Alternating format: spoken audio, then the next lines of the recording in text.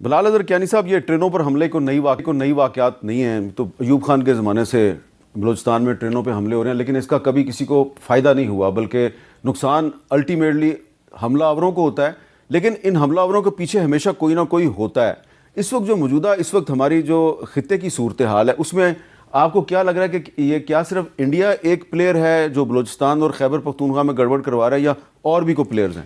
میر صاحب دیکھیے، اس طرح کے معاملات پہ محتاط طریقے سے بات کرنی چاہیے، جو کہ ہم خود چاہتے ہیں کہ خطے میں، پاکستان میں سب سے پہلے اور خطے میں بھی امن و امان ہو، اور ہم آہستہ آہستہ ان معاملات سے آگے بڑھیں. مگر ایٹ دا سیم ٹائم یہ جو BLA کا معاملہ ہوا ہے، جو دہشت گردی ہوئی ہے، اور جس طریقے سے ہم نے خود بات کی، ایک سائن ہے کہ انڈیا کے مین اسٹریم میڈیا نے کس سپیڈ کے ساتھ اسی نیریٹو کو اٹھایا جو BLA کا تھا.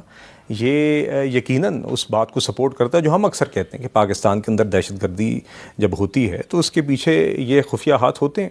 تو ہم نے اس کے خلاف تو اپنی جنگ لڑنی ہے جی، اور سب سے پہلے تو پاکستان کے اندر یہ جنگ لڑنی ہے. اور یقیناً اس طرح کے جو بھی فورسز ہیں، چاہے وہ اگر انڈیا کی طرف سے دہشت گردی سپورٹ کی جا رہی ہے، ادروائز اس کو ایکسپوز بھی کرنا، اس کے خلاف ہم نے جنگ بھی لڑنی ہے. مگر میں میر صاحب ایک بات ذرا آپ کے پروگرام کے توسط سے ضرور کہنا چاہوں گا جی.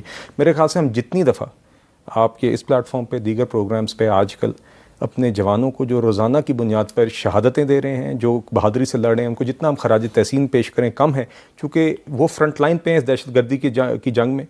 بلوچستان ہو، چاہے وہ خیبر پختونخوا ہو، تو وی ہیو ٹو، چاہے میڈیا ہو، چاہے وہ اسمبلی کا فلور ہو، ہمیں یکجا نظر آنا چاہیے کہ ہم اپنے جوان کے پیچھے کھڑے ہیں جو یہ دہشت گردی کے خلاف جنگ لڑ رہے ہیں. آپ کچھ کہنا چاہ رہے ہیں؟ سر حامد میر صاحب، میں ایک چیز بتانا چاہتا ہوں. آپ نے ظفر زیری کا 2 دن پہلے اسپیچ سنا؟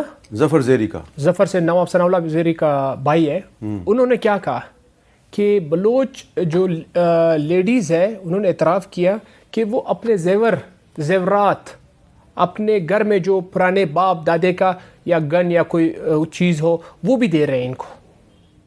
تو ادھر تک یہ حالات کس نے پہنچایا، کیوں پہنچی، اور اس کا حل کیا ہے؟ اس کا حل یہ آپریشن ہے. اب میں بتاتا ہوں، نواب اسی طرح سوات والے جو ہے نا، انہوں نے اپنے زیور اور سارا کچھ ملا فضل اللہ کو دے دیا تھا، اور فضل اللہ نے الٹیمیٹلی سوات کے لیے نقصان کیا، کوئی فائدہ نہیں کیا. ہاں، میں آ رہا ہوں، غلط میں مذمت کرتے ہیں کل کے اس کے انسیڈنٹ کے. مگر میں ایک چیز بتاتا ہوں، اس کا حل تو ہے.